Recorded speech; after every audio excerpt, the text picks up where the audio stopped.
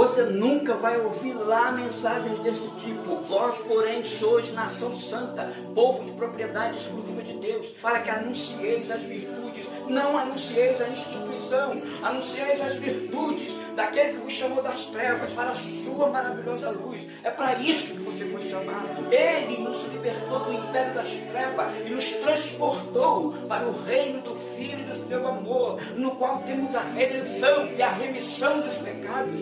Justificados, pois, mediante a fé, temos paz com Deus. Se confessarmos os nossos pecados, Ele é fiel e justo para nos perdoar os pecados. É necessário nascer da água e do Espírito e viver uma nova vida. Sem santificação ninguém verá o Senhor. Você nunca vai ouvir essas mensagens lá. Qualquer igreja evangélica que você for, você vai ouvir falar de Jesus, o que Ele fez, o que Ele fará na sua vida. Ele é a graça de Deus revelada entre os homens. Ele foi o divisor de água da história